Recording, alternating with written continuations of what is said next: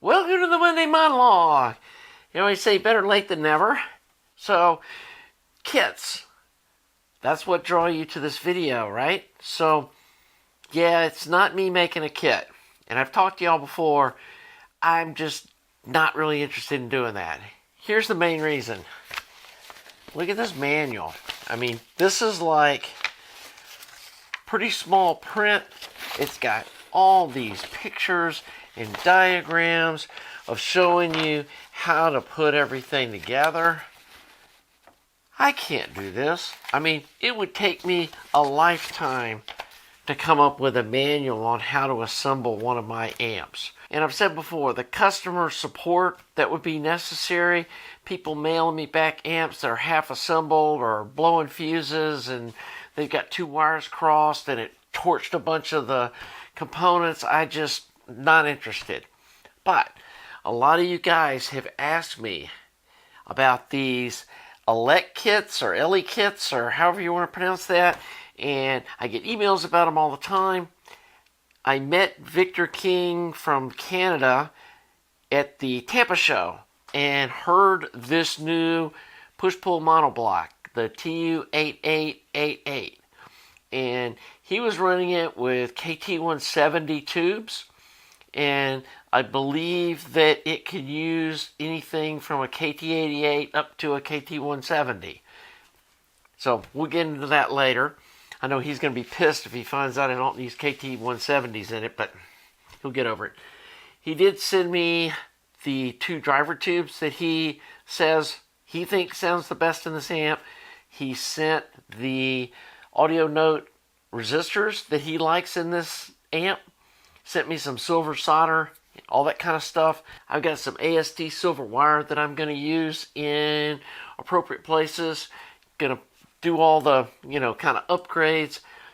I'm going to use Mundorf aluminum wall caps. He used something else. We'll get into that when we're building it, but I know I like the way those caps sound. And again, we can play around with different caps while we're building this, but the idea was I don't have any really higher powered tube amps other than my SD70, which, it's a decent sounding amp, but I would not really call that a reference level amplifier. And this has got Lundell transformers. It's got, like I said, upgrade parts that Victor has fine-tuned this kit to be a really, really good sounding monoblock push-pull amp. And so here it is. We're going to be building this thing on the channel. I've got another one coming. He shipped them in 2 shipments for some reason, customs or something, I don't know. And of course got hit with tariffs and all that, which, hey, it's just part of life today, I guess. Anyway, this is going to be fun. And it's going to help me kind of get my feet a little more wet doing some push-pull stuff. And again, had lots of folks asking about these products and, hey, are you ever going to build one? Now we are. The only thing that is a little strange is, and I need to look through the instructions and stuff, I think it's got some sort of an attenuator, but it's on the back of the amp. But yeah, no volume control. And so, hate having a preamp added to the system unnecessarily. You guys know how I feel about preamps. I may be trying to figure out a little different solution, but we'll see what the inside of this thing looks like. I haven't even opened the box other than pulled this out. I am going to sit down and read the instructions all the way through a couple of times to make sure I understand what's going on and how to do this. And we're going to do this step by step on the channel. So that's something that you guys have been asking about a long time. They have a whole bunch of other kits available. I think this is a new kind of top-end product that they've come out with. And I like the fact that it's manual biasing. I'm not a big fan of those auto bias electronics. And so I like that it's manual bias. And like I said, I heard it down at the Tampa show. And if you remember, it was one of my top 5 rooms out of the whole show was these monoblocks. And so we're going to build one for my system here and see what it sounds like compared to a single-ended amp, all that kind of stuff. Obviously, we're going to run it on the audio analyzer suite and look at its performance, see how much power it makes, all that kind of stuff. Maybe try some different output tubes in it from KT88s. I've got some KT120s. I'm actually a new sensor dealer, and so I can get tongue-sole tubes at cost. I'm considered a distributor because I bought a whole box full of those EH7025 tubes for building Phono preamps. So I got myself established as a distributor to get discount pricing on tubes, and so I can get a good price of tubes here and not have to pay the tariffs for him sending them to the US. And so that's why I didn't get any output tubes. Anyway, so that's kind of an exciting deal. The first box came today. I think the other one's coming Wednesday or Thursday, something like that. So I'll have both these here. I'm not sure exactly when I'm going to jump into doing these, but it's going to be soon.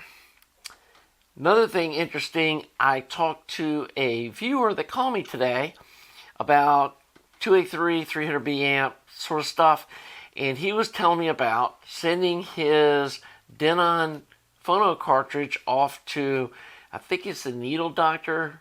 I'll put it up here. I'll also put it in the description.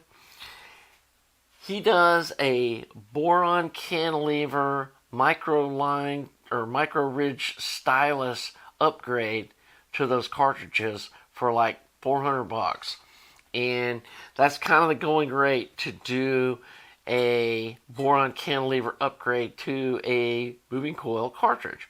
And my viewer said that it was like night and day the amount of detail that the cartridge pulls out of the grooves now, and that's been my complaint with it since I bought it. Was it's not a very detailed, kind of muddy sounding, but it does have a little stronger bass than my Audio Technica cartridge does.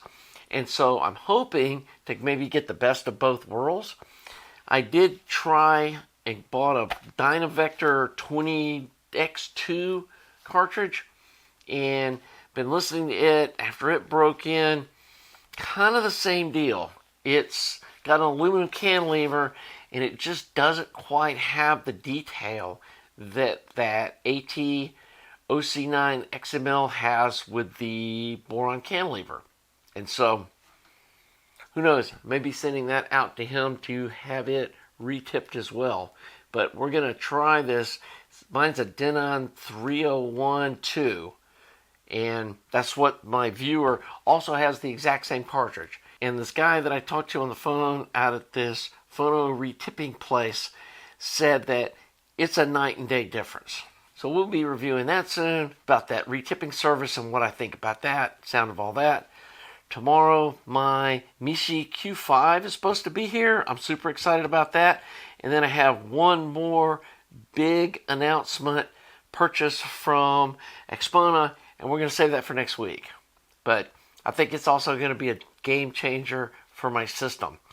So the other thing I want to do a review about, I may even actually record that this afternoon, is this little first, I don't know, it's hard to pronounce. This meter has been really handy. And what I really like about it is I don't need to use probes with it. It's got a spot right here where I can put resistors and caps in while I'm building an amp. And I like to test every part before I put it in the circuit. If there's a bad resistor or a bad cap, I don't want to put it in the amp and then have to diagnose it later. And I have got 2 or 3 resistors because like I buy, big things of resistors like this. Get 1 or 2 that is a little out of spec. It's easier to sort it through now than to build it and kind of go, something doesn't sound quite right. You have to figure out what it is. So anyway, we'll be doing a review about this thing. I also have a Peak Atlas LCR 45s that I was able to test. I know this is accurate. This is about a $150 meter, and I think this is about a third of that. I mean, this one is a little smaller, but you have to deal with these, clip leads. It doesn't have this functionality of having these little slots that you can just put the device under test. And I will say this thing was off a pretty good bit when I first powered it up and was testing stuff, but then I ran the calibration on it. It's got an auto calibrate thing. You can read the manual. You put a little jumper in here and you measure short, you pull it out, you measure open. Then it started working right. So anyway, we'll do a review about this soon. I've been testing this thing or playing with it for about a month now. And I just really wanted to give it a good workout before I gave a report on it. So that's another thing that's coming up. And yeah, life's good. Been enjoying the new room and the layout and my super comfortable chairs. That all worked out great. The system does sound nice, but I can't wait to hear what this CD DAC combo sounds like. And then we've got another big change. Don't want to spoil it. Y'all may have already guessed what it is, but anyway, we're going to stop there. So let me know in the comments what you think about these LE kits. That's the way I'm going to pronounce it. And if I'm way off, somebody put in the comments. I'm sure y'all will. But if you've ever built one of these, let me know what you think of it. And if you're excited about seeing one of these get built on the channel. I think it's going to be fun. And I am getting caught up a little bit on my backlog of customer products. I had 2 Phono stages that I got built this weekend. Next, I'm going to finish up a 2A3 amp for a customer. And then we're probably going to do the 300B monoblocks that I'm going to build on these wood chassis back here. I've got the transformers and stuff to do that. And yeah, I've talked enough about all my projects. I've just got so many things. But this looked fun. Shouldn't be a real hard lift to do this. And kind of give y'all an idea of like why kits are so difficult to put together. I know it sounds like, well, you've got all the parts there, just put it in a box and send it off. If you don't have this, most people aren't going to be able to do it. I can't do this. So I think that's going to be it for the video today. Hope y'all have had a good week. Thanks to all you folks that regularly watch my channel, Patreon supporters, all that good stuff. And we will see you next week for the Monday Monologue.